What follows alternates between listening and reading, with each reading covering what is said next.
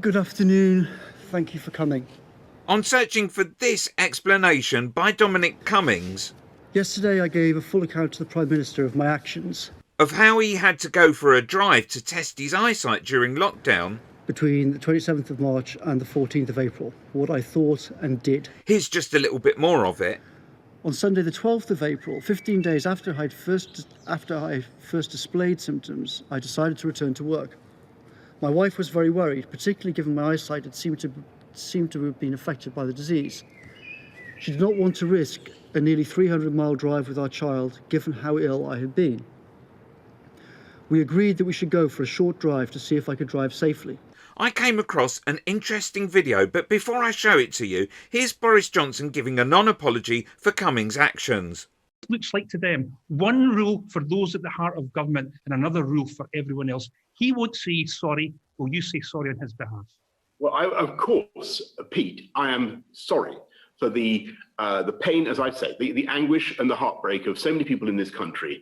And by the way, there are people across government at every level who have been going through exactly the same privations and difficulties. And of course, we all understand that, and I share that. All I'm saying to you is that I think that what we need to do now as politicians, as leaders, if we possibly can, is to set aside this row, because I'm afraid a lot of the allegations turned out to be totally false.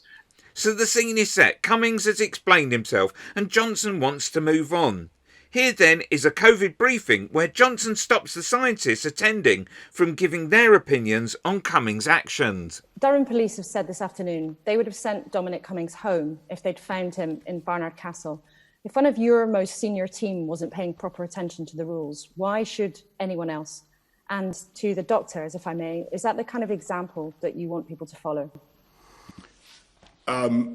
Well, Laura, first of all, can I say I've said quite a lot on this matter already, and what I also noticed that the Durham police said was that they were going to take no action and that the matter was closed, and I intend to draw a line under the matter, as I said, I think yesterday to the Parliamentary Liaison Committee. They're not taking any action, and I intend to draw a line under it. And all I can say, I know that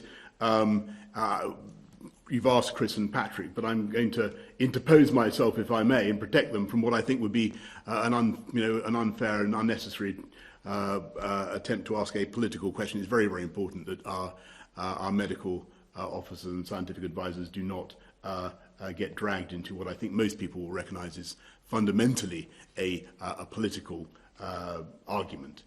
Just to be clear, I don't think this is a wholly political question, Prime Minister. I mean, a number of the scientific advisors to the SAGE committee have said that the behaviour of your chief advisor in not going into quarantine at home risked more people not complying with the social distancing rules. And I think it's perfectly reasonable to ask Sir Patrick and Chris Whitty whether they fear that compliance with these rules will be reduced as a result of this. Robert, thanks a lot. And look, I'm just going to repeat the point I've made just now. It is very important that our advisors are protected from being dragged into political controversy. And just to repeat the thing I've been saying in the last few days, we want to get some very clear and simple messages across to the British public. What they want to hear is what we're doing to tackle coronavirus, what the plan is.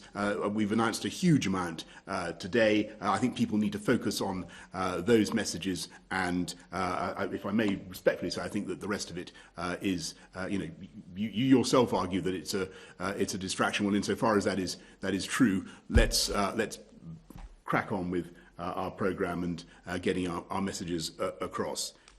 First, a question to Patrick Vallance and Chris Whitty.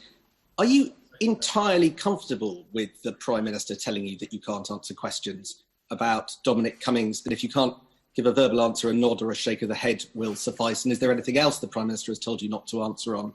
Well, do you want to answer the first question by by semaphore or otherwise? Or... I can assure you that the desire not to get pulled into politics is far stronger on the part of Sir Patrick and me than it is in the Prime Minister. That's for sure.